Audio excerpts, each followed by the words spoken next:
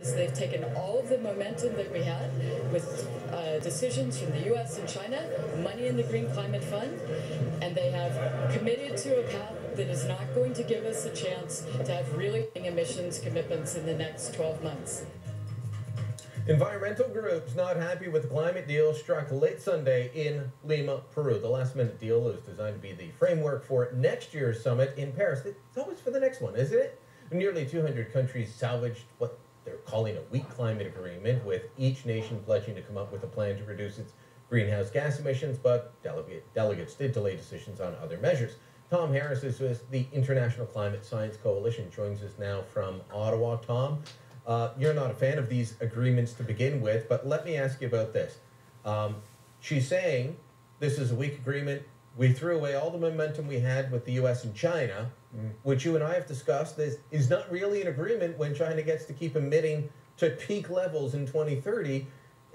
Do these people ever make sense, or is it just about sounding like you're making sense? I think it's about keeping pressure on the UN and all the parties involved to increase more and more and more, no matter how much you give them. This is why I say to the Canadian government, you know, when I'm writing articles, I say, look, you cannot please these people. I mean, Harper just promised, what was it, about $10 for every man, woman, and child in Canada for the Green Fund, okay? And most of this is a total waste of money. Guess what? We're missing our surplus target by $300 million, which is exactly how much we just threw away to the UN, but that's not good enough. They want more, more, more. And actually, that's an important point. There was one major development in the Lima Treaty that nobody seems to have paid attention to. Look at paragraph 10. It says that we are going to exceed our current targets, which are, what, 17% below 2005 levels by 2020.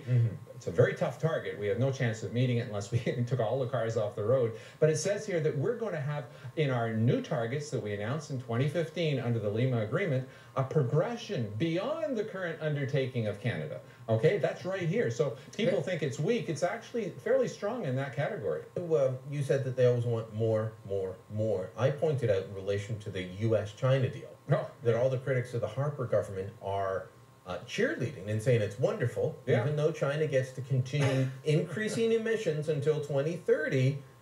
The U.S. says that they will reduce by, I believe it's 26% by the late 2020s. By late 2020s. Yeah. So it's not a dissimilar target from what we have put forward, but what the Harper government's put forward, what Canada as a country has said we will do, but it's not enough. They literally do want World Wildlife Fund. Gerald Butts, former Canadian director, now Trudeau senior advisor, wants a zero carbon economy. Well, actually, that's something that I was going to bring up later, but I'll bring it up right now. You know, the real threat in these different meetings, okay, is something called, and I'll just read it here, it's a long title, the Ad Hoc Working Group on the Durban Platform for Enhanced Action. It's abbreviated ADP. Their job, and it was 2011, is to write the text for the big super agreement that's coming in Paris, okay? And these people meet at the same time as the COP, the other people. They're kind of in the background, but you know, what they're doing is actually really important to watch, because these are the people who are working out what we're going to be stuck at. And actually, one of the options in the targets, okay, that they are writing for us, and our government is supporting, is simply this.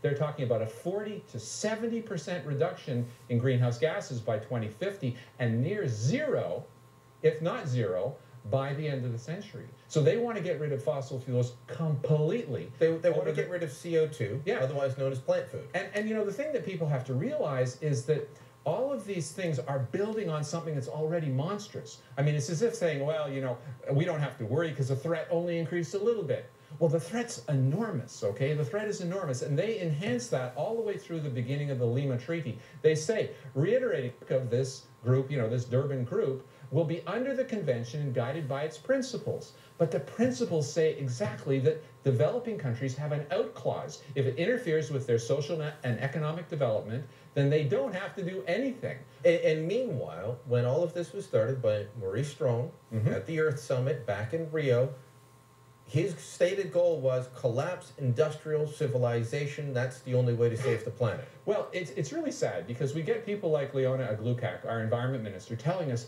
the whole world will be inconvenienced, the whole world will be under this treaty. But in the very first line of the Lima Agreement, it tells you that's not true.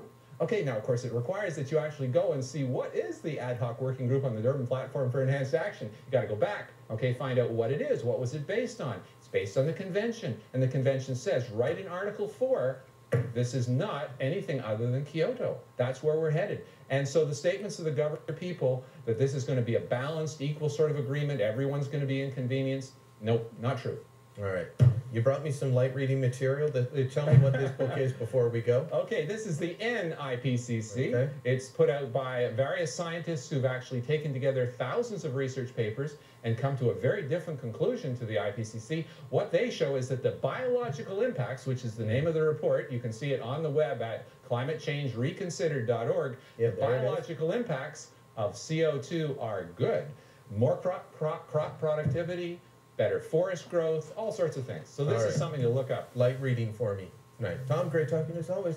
All right, share your thoughts. Byline at sunmedia.ca. More to come.